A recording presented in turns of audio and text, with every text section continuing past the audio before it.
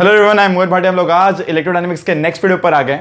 Last वाले video में हम लोग ने कॉम्बिनेशन ऑफ सेल्स पर डिस्कशन स्टार्ट किया था, सीरीज कॉम्बिनेशन और उसके कुछ एप्लीकेशन पर बात कर लिए थे भाई।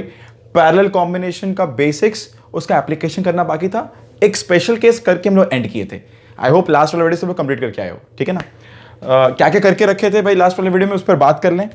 तो भाई पहले तो एक E1 अगर एक कोई ईएमएफ है और R1 का इंटरनल रेजिस्टेंस है और ऐसे E1, E2, EN सबके ईएमएफ अलग अलग हैं, तो ऐसे कॉम्बिनेशन ऑफ सेल्स का इक्विवेलेंट ईएमएफ क्या होगा?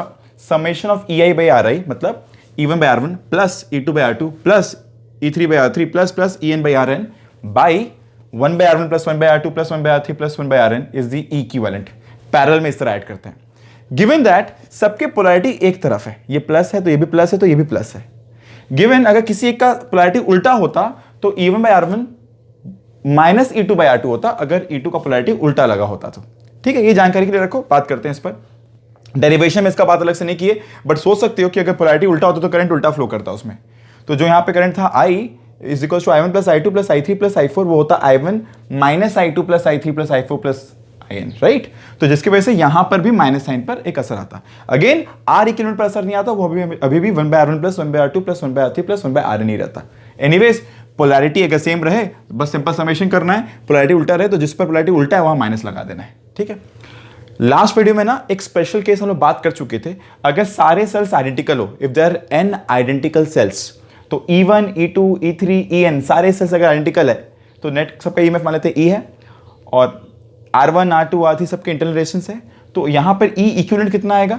फॉर्मूला लगाओ ये वाला, it's like E1 by R1 plus E2 by R2 plus E3 by R3, है ना। तो E by R plus E by R, E by, because सारे E और R सेम है, तो it's like E by R plus E by R plus मतलब N times E by R by N by R, तो ये बचेगा E। और what is R equivalent?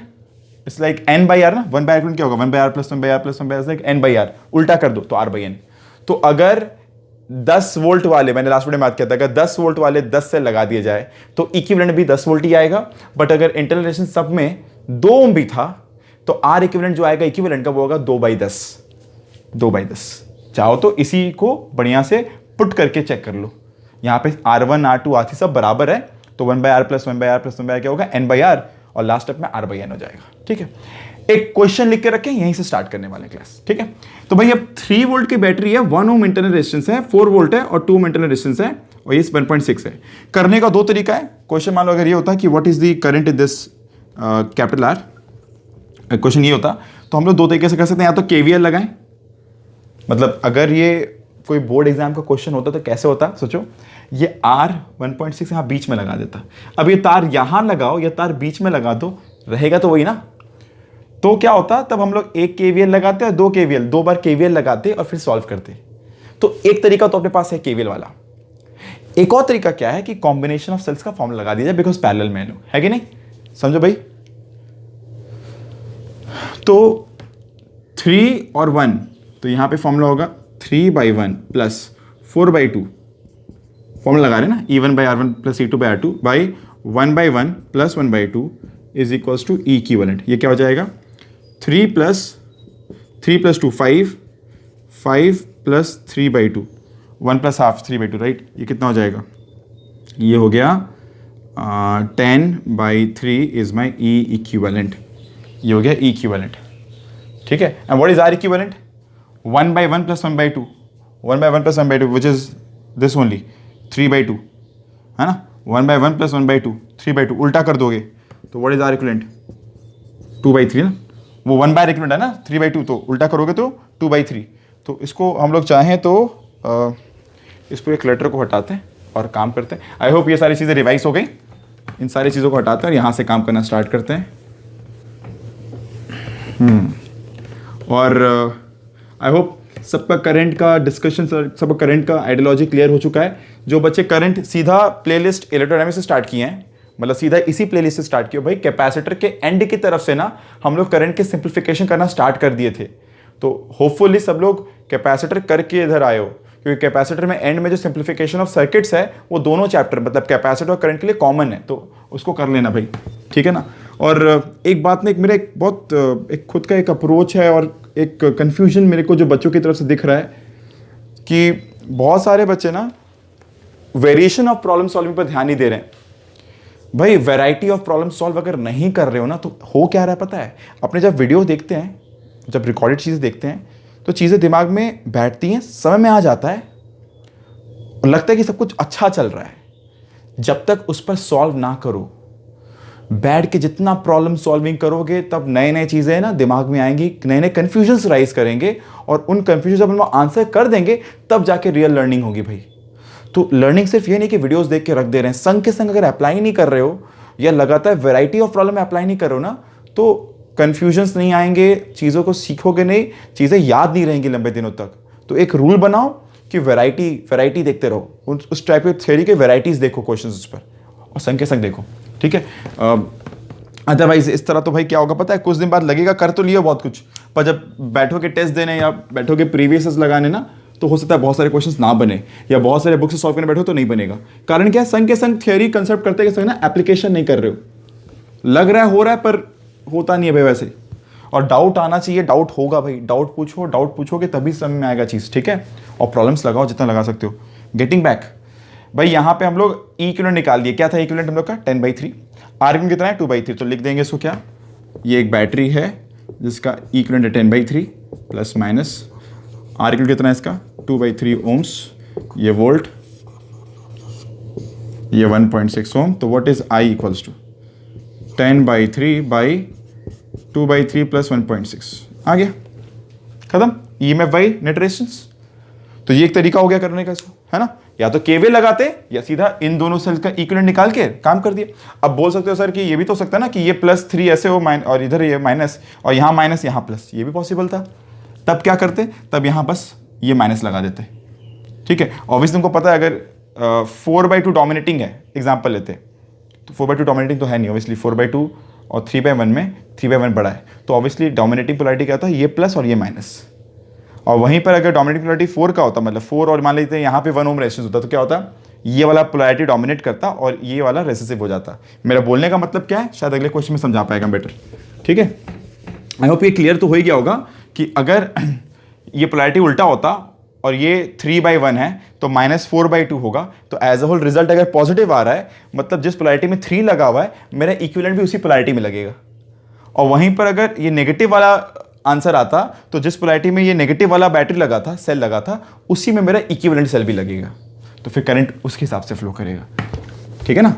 तो ये तो चीज़ें ना हम लोग अप्लाई करते करते भी सीख सकते हैं वापस। तो एक काम करते हैं, एक और क्वेश्चन लेते हैं, फिर इसको बाद में वैप ऑफ करेंगे। आगे एक और क्वेश्चन ले लें।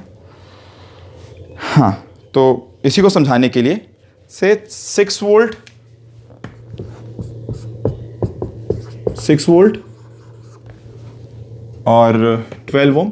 किसी बच्चे का डाउट भी था, मैंने कमेंट बॉक्स में भी देखा था भाई, किसी का डाउट भी था और बहुत सारे बच्चे ने मुझे पर्सनली पूछा था कि सर अगर पोलैरिटी उल्टी रहे तो क्या होगी, पोलैरिटी सेम ना रहे तो।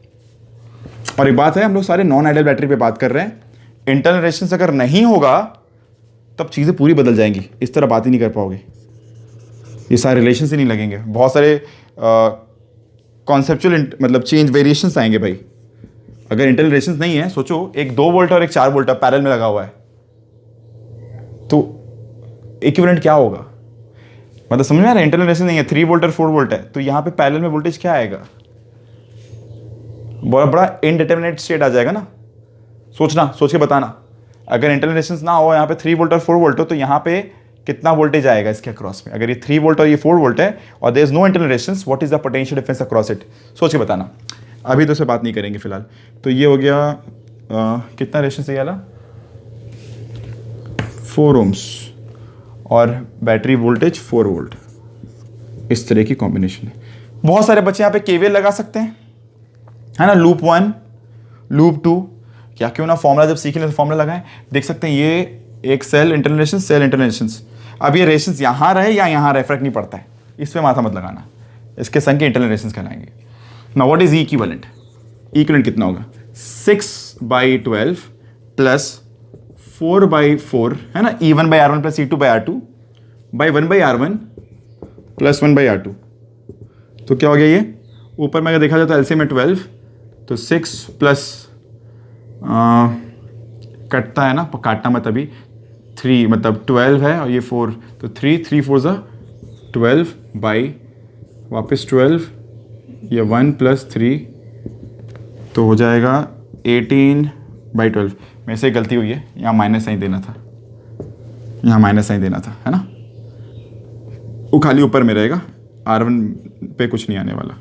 तो 6 - 12 इज -6/12, है ना, बाई 4/12 विच इज़ 1/3, है ना। 4/12 मतलब 1/3, दस लाइक -½ 1/3। समझ आ रहा है कि नहीं आ रहा? देखो भाई, -1/2 और नीचे 1/3, ये 3 ऊपर चला जाएगा, ये हो जाएगा -3/2। समझ आ रहा है? देख लो भाई, -½ और ये 1/3, तो ये न्यूमरेटर में चला गया, -3/2 बच गया। समझ आ रहा है? ये हो गया माइनस। अब माइनस का मतलब क्या हुआ कि भाई बैटरी की पोलैरिटी कैसे लगाई गई है, जो डोमिनेटिंग जो नेगेटिव वाला है उसके हिसाब से, इसके हिसाब से, मतलब 3/2। What is the internal resistance? कितना इंटरनल रेजिस्टेंस? 1/3 ना। ये 1/3 क्या? 1/R equivalent. तो व्हाट इज R इक्विवेलेंट? 3 और ये एक्सटर्नल रेजिस्टेंस है। ये क्या है मेरा? एक्सटर्नल रेजिस्टेंस 6 ओम। तो व्हाट इज द करंट? 3/2/3 + 6 9। तो ये कितना हो गया? ये हो गया 1/6 एम्पियर करंट इस तरह फ्लो करेगा। ऐसा कुछ है? ठीक है, सही है। देख लो भाई, we have obtained the right result. 1/6 ampere current यहाँ फ्लो कर रहा है। और कोई पूछे अब यहाँ पर कि what is the potential difference across this point, तो अपने को पता है ना 1/6 एम्पियर करंट फ्लो करेगा इस वाले वायर में। तो what is the VA - VB in case question अगर ये होता, तो 1/6 × 6 मतलब 1 वोल्ट। मतलब इसके अक्रॉस भी 1 वोल्ट है, इसके अक्रॉस भी 1 वोल्ट है। इस तरह का I1 और I2 है। तो हम लोग इसके हेल्प से भी फाइंड कर सकते हैं कि I1 क्या होगा और I2 क्या होगा। समझो, अगर ये 1 वोल्ट है तो यहाँ भी 1 वोल्ट है, तो 6 में से 5 वोल्ट तो यहीं चला गया, तो कितना करंट होगा यहाँ पर, है ना।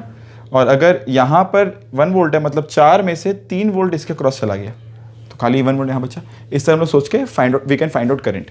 3 = I × 4, है ना, 5 = I × 12, तो वो अपना I निकल सकता है अलग अलग ब्रांच का, अगर मन करे निकालने का। तो that was like one of the question, ठीक है ना। अगेन नेक्स्ट क्वेश्चन लेते हैं, ठीक है। अब 3 सेल से कॉम्बिनेशन लेके देखते हैं इस चीज़ को, ठीक है। 3 सेल के कॉम्बिनेशन को लेके देखते हैं। आई गेस यहाँ तक में किसी को कोई दिक्कत नहीं है। अच्छा, वाइप ऑफ कैसे करें? ये चीज़ें सिंपल हैं, बट फॉर्मूला ध्यान से अप्लाई करना। किरचॉफ्स लॉ भी लगा सकते हो, वहीं से डिराइव्ड रिजल्ट है, इसलिए बोला जाए तो फॉर्मूला से भी आंसर आ जा रहा है, पर डिराइव तो किरचॉफ्स लॉ से किए हो, तो वो सारे स्टेप्स जो किरचॉफ्स लॉ लगाने पर आते हैं ना, वो सारे स्टेप्स बच जा रहे हैं, बिकॉज हम लोग एक बार लगा चुके हैं। और मैंने कहीं ना इसीलिए जितने भी अनआइडेंटिकल सेल थे उसको लेके डिराइव किया, ताकि हम लोग इस तरीके से सॉल्व कर पाएँ। आइडेंटिकल सेल तो हमेशा सिंपल होता ही है कि अगर पैरेलल में अगर बैटरी लगाएं और सबके वोल्टेज सेम होंगे तो इक्विवेलेंट भी सेम आना ही था। ऑब्वियस बात है ना। पैरेलल में तो क्या होगा, अगर सारे 10 वोल्ट के बैटरी होंगे और पैरेलल में लगे तो ऑब्वियसली इक्विवेलेंट भी 10 ही रहेगा, वो थोड़ी ना 15 या 20 हो जाएगा। सीरीज थोड़ी ना जहाँ पे ऐड होती है वोल्टेज, है ना। तो नेक्स्ट क्वेश्चन है 3 वोल्ट 1 ओम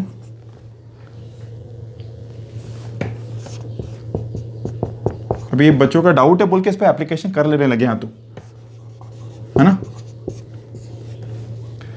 अगला है नेक्स्ट एक और 6 वोल्ट, ठीक है भाई, 1 ओम 1.6 ओम, ऐसे कुछ क्वेश्चन था। बट लास्ट टाइम जब लोग लास्ट टाइम जब किए थे, मतलब लास्ट प्रीवियस प्रॉब्लम, उस प्रॉब्लम में हम लोग क्या किए थे भाई, यहाँ पर 2 सेल लगाए थे, अब यहाँ पे 3 सेल है। अब वापस क्या करना है, अपने को इक्विवेलेंट निकालना है। तो कैसे निकालेंगे, स्टेप्स क्या भाई, इक्विवेलेंट की 3/1, पोलैरिटी चेक कर लो।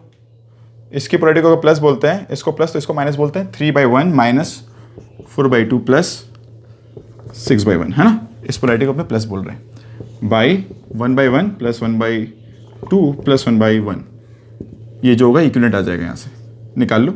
व्हाट इज R इक्विवेलेंट, यहीं से आ जाएगा।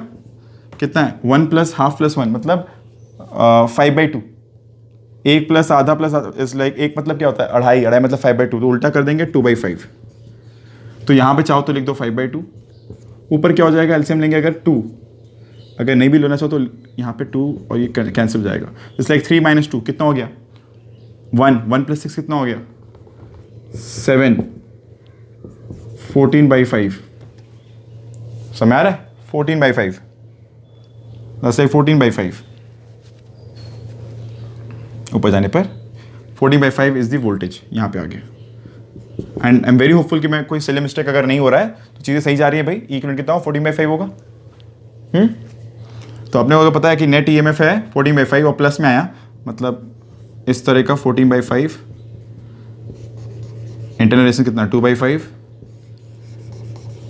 1.6। अच्छा 1.6 है यहाँ पे, तो 2/5 को क्या लिख सकते हैं हम लोग, 2/5 को हम लोग लिख सकते हैं 0.4 ओम्स। कैसे 2/5 इज व्हाट 20 डेसिमल लगा के ना 0.20 मतलब 4 टाइम्स में जाता है, तो 0.4 ओम्स। 14/5 कितना होता है, 14/5 को लिख सकते हैं हम लोग 2.8 वोल्ट्स। तो that's like current will be equals to what 2.8/2 है ना, 0.4 + 1.6 which is 1.4 ampere is the current. ऐसा कुछ राइट आंसर है, ठीक है भाई, परफेक्ट। हम लोग आगे बढ़ते हैं मिक्स्ड ग्रुपिंग पर लेकर, ऑलरेडी इस पर बहुत बातें हो गई हैं भाई। मिक्स्ड ग्रुपिंग स्टार्ट करते हैं, ठीक है। Mixed grouping is the next discussion. तो हम लोग कॉम्बिनेशन ऑफ सेल्स पर, सीरीज पर बात कर लिए, पैरेलल पे बात कर लिए, और पैरेलल पे काफी एप्लीकेशंस भी कर लिए, ठीक है। और अब बात करते हैं मिक्स्ड ग्रुपिंग पर।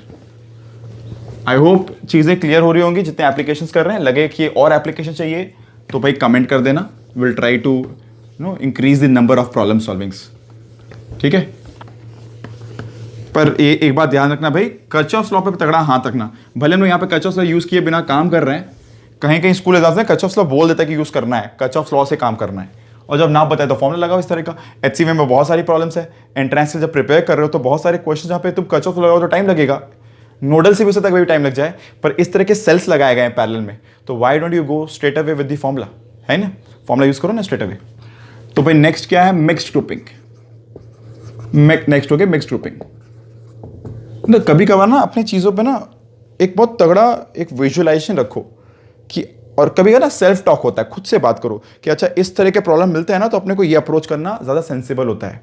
और ये कब डेवलप होगा, जब अपने बहुत सारे एप्लीकेशंस प्रॉब्लम सॉल्विंग करते रहते हैं, और हर एक प्रॉब्लम के एंड पर या फिर 2 प्रॉब्लम के एंड पर जब वो टाइम लग के सॉल्व होता है ना, वहाँ पर एक सेल्फ टॉक करो, खुद को बताओ कि अच्छा इस तरह के प्रॉब्लम्स को इस तरह करना है। वहाँ तो हो पाए तो नोट भी कर लो, ताकि बाद में जब रिवाइज करो ना तो दिखे कि अच्छा इस प्रॉब्लम को अपने को ध्यान देना है, बिकॉज अपने से ये प्रॉब्लम ठीक से सॉल्व नहीं हुआ था, ठीक है ना।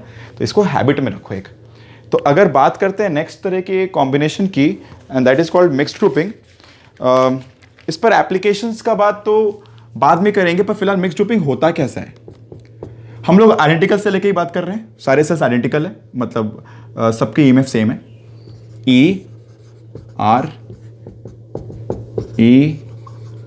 आर और ऐसे मान लेते हैं n सेल्स हैं एक एक रो में, और ऐसे m रोज हैं, ये n सेल्स हैं, n सेल्स, और ऐसे n रोज हैं, m रोज हैं। एक बार ड्रॉ तो करना ही पड़ेगा, थोड़ा लंबा ड्राइंग है भाई। ये 1 2, अब ऐसे करते करते करते यहाँ पे m रोज हैं, और ये वाला मेरा आखिरी रो, सब में ईएमएफ E, सबके internal resistance R। Straight question समझने के लिए हम लोग इस तरह काम कर रहे हैं। वेरिएशंस हो सकती है भाई, पर जनरली ना अनआइडेंटिकल सेल पर क्वेश्चन आता नहीं है मिक्स्ड ग्रुपिंग में, जनरली आइडेंटिकल सेल्स पर ही क्वेश्चन आते हैं भाई, ठीक है। अब अगर ये सीरीज में है, सोचो पहले तो इतने सारे को हटा के एक करना है, तो सीरीज में है और यहाँ करंट फ्लो कर रहा है आई, तो अपने बहुत जल्दी ना बता सकते हैं यहाँ पे करंट कितना फ्लो करेगा, बहुत जल्दी हो सकता है। n सेल्स है तो what is the EMF of every row, let's say E prime, any E plus E ना, सारे एनी हो गए। And what is the international by this NR। तो अगर इसका E प्राइम, इसके भी E प्राइम, इसके भी E प्राइम, तो सारे सेल्स ना, ये पूरा कॉम्बिनेशन इन सब लोग अपने में पैरेलल में है, और इसका जो ईएमएफ, इसका भी वही ईएमएफ, इसका भी वही ईएमएफ, इसका भी मान लो कोई ई प्राइम, इसका भी कोई ई प्राइम, इसका भी कोई ई प्राइम, ऐसे एम रोज हैं। तो क्या पढ़े थे पैरेलल में, अगर सबका ईएमएफ सेम है 10 वोल्ट 10 वोल्ट 10 वोल्ट, तो इक्विवेलेंट भी 10 वोल्ट ही आएगा, है ना। तो इक्विवेलेंट क्या आएगा फाइनली, एन ई ही आने वाला है ऑफ मिक्स्ड ग्रुपिंग, अगर सारे आइडेंटिकल सेल्स है। अगर इसका आया एन ई और सबका ही एन ई है तो आंसर भी एन ई ही रहेगा। व्हाट इज आर प्राइम, तो अगर इसका इंटरनेशनल एन आर है, याद करो हम लोग बात की थे ना थोड़े पहले एग्जाम्पल में, अगर वो 2 ओम है ना, और ऐसे 10 रो है तो इक्विवेलेंट कितना होगा 2/10। तो अगर इसका एन आर है, ऐसे कितने रो हैं एम, तो क्या होगा एन आर बाई एम, ठीक है ना। फटाफट अगर आगे बात करें तो करंट क्या होगा यहां पर, N E by R plus N R by M, that's the net current flowing in this branch, इस वाले में, है कि नहीं भैया। एन ई क्या हो गया नेट ईएमएफ, आर क्या हो गया external resistance, N R by M मेरा नेट इंटरनल रेजिस्टेंस हो गया मिक्स्ड ग्रुपिंग के लिए। मिक्स मतलब सीरीज भी है और पैरेलल भी है ना। सवाल अब जा रहा है किस तरफ भाई, सवाल है एक बहुत इंपॉर्टेंट क्वेश्चन आता है इस पर बेस करके। जनरली पूछा जाता है कि गिवन मेरे पास लेट्स से 100 सेल्स है, 100 सेल्स, 100 सेल है। अब 100 सेल को हम लोग किस तरह अरेंज करेंगे फॉर अ गिवन लोड, ये आर गिवन लोड है, से हम लोग के पास 100 सेल है, 100 कैन बी एनी नंबर, मतलब ये 100 नहीं होगा, और तो कोई भी एक नंबर हो सकता है। से 100 सेल्स है, ये 20 भी हो सकते हैं 50 भी हो सकते हैं। How these cells to be arranged to have maximum current passing through the load resistance, इन सेल्स को कैसे अरेंज किया जाएगा ताकि अधिक से अधिक करंट इस एक्सटर्नल लोड से पास करे, ठीक है। इसके बारे में हम लोग बात जो कर रहे हैं, ये एक थियरम है हम लोग के लिए, एक्चुअली काफी इंपॉर्टेंट थियरम है। इसका नाम बता देते हैं भाई, जनरली एंड में बताना चाहिए, थोड़ा अच्छा फील देता है, पर पहले नाम बता देते हैं। हम लोग बात कर रहे हैं मैक्सिमम पावर ट्रांसफर थ्योरम की। अब ये थ्योरम क्या है कि भाई अगर मेरे पास कलेक्शन ऑफ सेल्स है गिवन, उन सेल्स को कैसे अरेंज किया जाए ताकि जो मेरा करंट ड्रॉ हो या करंट पास करे कैपिटल आर से वो मैक्सिमम हो, या फिर पावर जो इसको मिले इस लोड को वो मैक्सिमम मिले। पावर मैक्सिमम मिले, नाम पड़ा इसका मैक्सिमम पावर ट्रांसफर थ्योरम। तो क्या होना चाहिए उस पर बात करते हैं। तो अपने पास है I equals to N E by N R, sorry R plus N R by M. करने का 2 तरीका है भाई, सिंपल देखो, एक्सटर्नल रेजिस्टेंस तो कांस्टेंट है, तो पावर ज्यादा कब होगा जब I ज्यादा होगा, है ना। अब मेरे पास कंफर्म है कि 100 सेल ही है, 100 को अरेंज करना है, तो कितनों को रो में लगाना है, कितनों कॉलम में। तो लेट्स से 100 में से अगर हम सोच सकते हैं 20 × 5 हो सकता है, 20 एक रो में रहे और 5 एक लाइन में 20 और ऐसे 5 लाइन, ये पॉसिबल है। पॉसिबल है कि 10 और ये भी 10 हो, पॉसिबिलिटी कुछ भी सकती है। 50 और 2 की पॉसिबिलिटी हो सकती है कि एक रो में 50 ऐसे 2 रो हो। तो कौन सा कॉम्बिनेशन लेना है, कैसे कॉम्बिनेशन लेना है। Let's say total number of sales को हम लोग लेते हैं कोई कैपिटल एन। तो कैपिटल एन है क्या, m × n, ये कैपिटल एन कांस्टेंट है ना। तो क्या कर सकते हैं, ये एक तरीका हुआ, हो सकता है हम लोग कैलकुलस यूज करें, कैलकुलस के बिना भी पॉसिबल है। पर तो ना what is this, let's say di/dn करते हैं। क्या करेंगे अपने ना, अपने यहाँ पर सबको स्मॉल n के टर्म में ले जाते हैं। r plus what is this nr, what is this m × n equals to n, तो what is small m, capital n by small n, capital n by small n, yes और no. What is m equals to mn equals to n ना, तो what is m equals to capital n by small n। यहां से di/dn equals to 0 करके ना obtain करो कि क्या रिलेशन आता है, डिफरेंशिएट करना और देखना क्या रिलेशन आता है। जो भी रिलेशन आएगा यहां पर, वो रिलेशन को ये समझाएगा कि अपने कैपिटल आर में और स्मॉल आर में या फिर ये एन में कैसा रिलेशन होना चाहिए। तो अपने को उसको डिफरेंशिएट करना है। डिफरेंशिएट करते वक्त क्या दिमाग में होना चाहिए भाई, कैपिटल एन कांस्टेंट है, एक मात्र वेरिएबल स्मॉल एन है। ये देखना यहाँ पे u/v फॉर्मूला लग सकता है, यहाँ से u/v फॉर्मूला लग सकता है। तो चाहो तो डिफरेंशिएट करना स्टार्ट कर दो, इस कैपिटल एन को ले जाओ इधर, तो ये हो जाएगा n × n e nr plus n square small r। Differentiate अगर करते हैं इसको तो ये हो जाता है di/dn, इसका ये हो जाएगा ऊपर में nr plus n square r, इसका डिफरेंशिएशन आएगा n × e, है ना, dd small n of n × n e, मतलब n e बाहर आ गया, minus n × capital n × e बाहर रह गया। और इसका डिफरेंशिएशन क्या आएगा, इसको लिखते हैं हम लोग यहाँ पर 0 plus 2nr by we square ना, और बाई वी स्क्वायर तो उधर जाके 0 हो जाएगा, डिफरेंशिएट कर रहे हैं ना, u by V method, u differentiate हो रहा है तो D D N of small N होगा, एन ही बाहर रह जाए तो खाली ये बचेगा, नीचे वाले का डिफरेंशिएट हो रहा है तब ये बाहर है, तब यहाँ पे क्या हो रहा है 0 प्लस 2nr। सॉल्व करेंगे इसको, क्या क्या कॉमन हो सकता है हटा देंगे, तो फिलहाल तो मुझे दिख रहा है एन ई कॉमन है, इसे हटा देते हैं, है ना, इसे हटा देते हैं, तो क्या बचा एन आर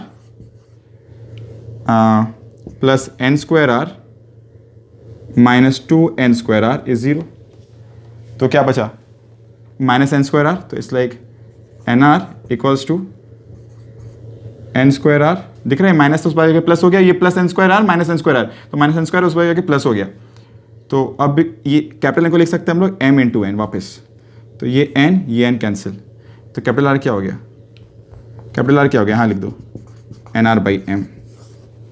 मतलब अपने को सेल्स को ऐसे कंबाइन करना है कि मेरा जो इक्विवेलेंट इंटरनल रेजिस्टेंस हो वो एक्सटर्नल रेजिस्टेंस के बराबर हो जाए, इसी को मैक्सिमम पावर ट्रांसफर थ्योरम भी कहते हैं, राइट।